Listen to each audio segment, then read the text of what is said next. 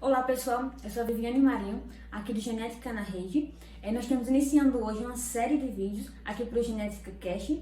E no nosso primeiro vídeo nós temos o privilégio de contar com a participação da professora Simone Lopes, nossa orientadora, e nós vamos ver um pouquinho sobre as mulheres na ciência, em especial na genética. Então fica ligadinho aqui no Genética na Rede, pois nós vamos ter uma série de vídeos e eu creio que você vai gostar. Professora, se apresenta um pouco para nós, aí para o pessoal, tanto do Instagram como também do nosso YouTube. Meu nome é Simone Silva dos Santos Lopes, sou professora da Universidade Estadual da Paraíba, sou professora de Genética e Biologia Molecular já há 16 anos aqui nessa instituição. Sou bacharel em Ciências Biológicas, formado pela Universidade Federal de Alagoas, e tenho mestrado e doutorado em Genética pela Universidade Federal de Minas Gerais, pela UFMG, e trabalho com genética de populações humanas e também estudos de biodiversidade e diversidade humana também. Por que a senhora escolheu ciências biológicas e especificamente a genética? No final do meu ensino médio, quando era naquela época que a gente se preparava para fazer o vestibular, eu li um livro, ganhei um livro de presente do meu padrasto que falava sobre a revolução do gênero. E quando eu li o livro, eu fiquei interessada de trabalhar com genética, de estudar um pouco mais, entender a questão biológica, da origem da vida, da formação das populações. E eu fui estudar, fui procurar, na época, para saber qual era o curso, que tinha genética. E eu vi que na época que tinham dois cursos, que eu tinha a opção ou de fazer medicina, para trabalhar com genética médica, que aqui no Nordeste, naquela época, mais de 20 anos atrás, era bem restrito, Até hoje são poucos cursos, de residência em genética. Ou eu tenho a possibilidade de fazer ciências biológicas com habilitação, com bacharel em genética, que tinha essa opção na época na Universidade Federal de Alagoas, que foi a opção que eu tomei. Então, na época, eu escolhi o vestibular para fazer ciências biológicas, eu queria trabalhar com genética. Como foi a sua experiência, tanto durante o mestrado como também o doutorado? Quais foram as suas áreas de atuação? Assim que eu terminei minha graduação, eu fui para fazer o mestrado em Belo Horizonte, na UFMG, e fui trabalhar. Eu já queria trabalhar com a genética de populações humanas, eu queria entender um pouco de origem da formação das populações. Então, eu procurei os grupos de pesquisa que trabalhavam com essa temática.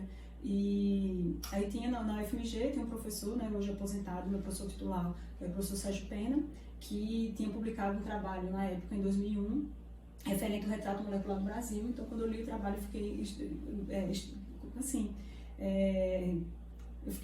chamou minha atenção e eu queria trabalhar com aquilo. Então, quando eu li o artigo, que saiu até na revista Ciência Hoje, foi uma publicação bem tranquila, e os artigos que eles publicaram depois, eu tive acesso, eu li o artigo e me interessei pelo tema, e fui procurar quem trabalhava com aquilo, quem tinha desenvolvido aquele trabalho. Aí, entrei em contato com o professor Fabrício Santos, que era orientado do professor Sérgio Pena, e estava começando a orientar também no alunos de mestrado e doutorado. Tinha montado o laboratório dele, o LBEM, Laboratório de Biodiversidade Genética Molecular, e eu fui para lá e fui trabalhar com ele. Inicialmente eu trabalhava com genética de populações ameríndias, trabalhei com populações indígenas, dos quechos, da região dos Andes, então com algumas populações. E no meu doutorado, eu fui quem me orientou já foi o Sérgio Pena, no doutorado, e eu trabalhei com 52 populações humanas para entender como foi o processo migratório, de formação das populações, usando a análise molecular do cromossomo X. Então, na época, quando eu trabalhei no meu mestrado, eu trabalhei com cromossomo Y, quando eu fui para o doutorado, eu fui trabalhar com cromossomo X, para poder trabalhar com essas questões de linhagem, do próprio processo evolutivo. Seguindo aqui já para a UEPB, quando a senhora chega aqui na Universidade Estadual da Paraíba. Por que a Universidade Estadual da Paraíba e como foi a construção, a formação do Laboratório de Genética e Biologia Molecular? E tudo assim, não é nada muito simples, como eu sou de Alagoas, e na época eu estava terminando o doutorado, eu ainda fiz meu estágio pós-doutoral lá em Minas Gerais, mas a minha intenção era voltar para o Nordeste para ficar mais próximo da minha família.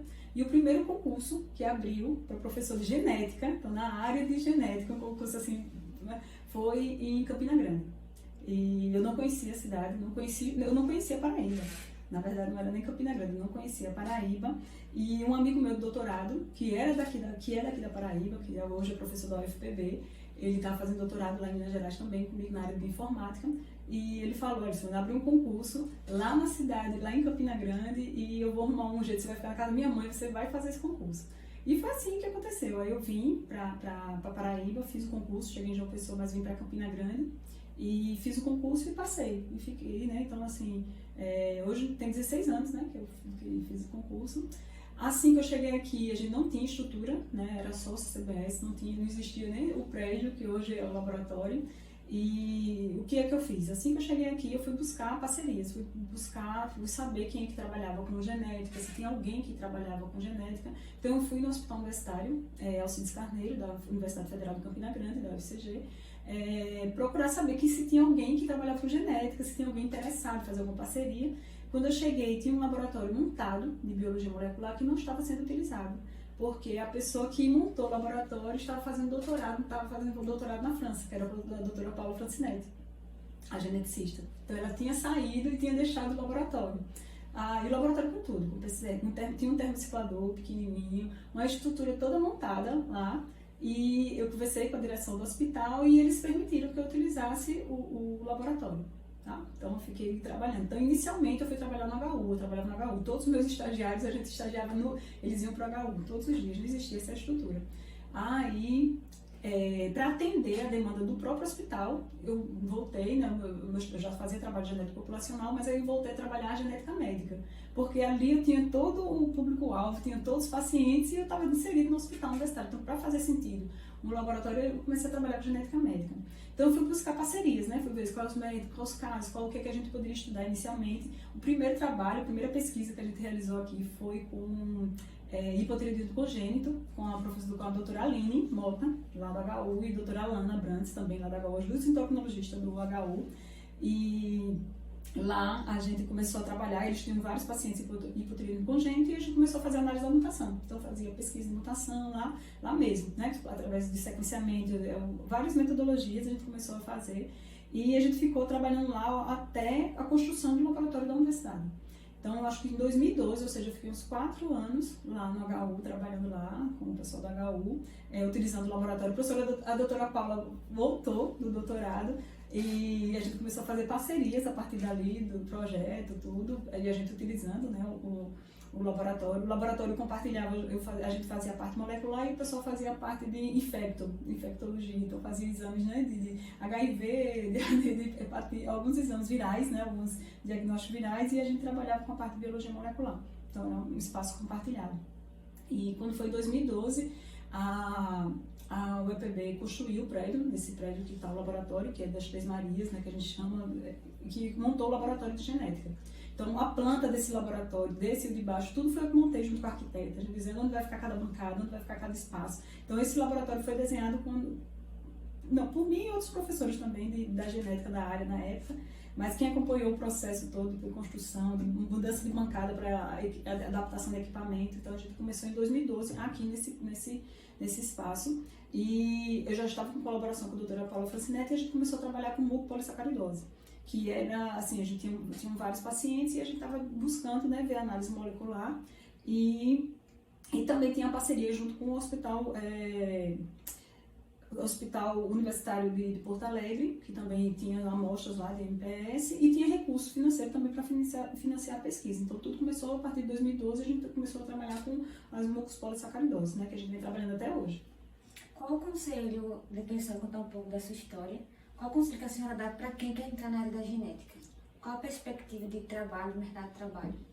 O geneticista, a perspectiva para o biólogo geneticista, são várias possibilidades. Tanto a parte de laboratório mesmo, diagnóstico, de trabalhar nessa parte de análise, como também a parte de aconselhamento genético, que é uma área muito importante, e a gente vê são poucos profissionais que têm habilitados, capacitados para poder fazer o acompanhamento, né, dos pacientes, porque você tem os pacientes que têm uma doença genética e precisam ter uma informação referente ao processo de transmissão, o que é a doença em si, como é que ela, quais são os sintomas, todo o processo, quais os tratamentos possíveis. Então, eles precisam de uma orientação especializada, que não tem, às vezes eles não têm. Né? Isso vai desde o paciente que tem uma anemia falciforme, por exemplo, vai no hemocentro, doa um sangue, e recebe a informação que tem anemia falciforme, por exemplo, tem um traço falcêmico e não tem orientação nenhuma para que aquilo, quais são os efeitos, que implicações aquilo tem. Então, a gente tem essa área que tem bastante, assim, vamos dizer assim, ainda tem muito o que trabalhar, que é a parte de aconselhamento genético e a parte técnica mesmo.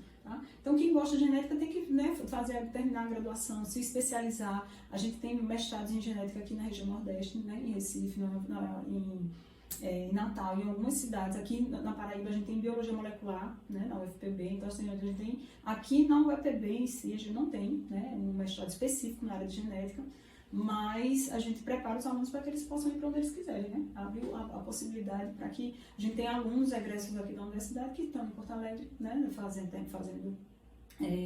concluindo o mestrado, doutorado. Tem os que já foram para Recife, né? Tem uma turma que foi para Recife, que é mais próximo. Tem uma turma que, né, provavelmente vão para Rio Grande do Norte. Então, assim, a gente acaba exportando os nossos talentos por não ter, né, uma formação na área específica aqui, né? Ainda na cidade, mas nem no estado, né? Não, a gente pode falar. Mas é isso. A gente é persistência, né? E não desistir, que tem possibilidades.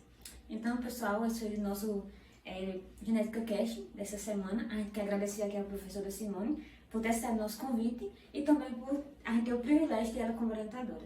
Agradecemos a todos vocês por estarem nos seguindo e vão lá no Genética na Rede, tanto no Instagram como aqui no canal do YouTube, e fique conosco porque terá muito mais informações para vocês e vários outros Genética Cast.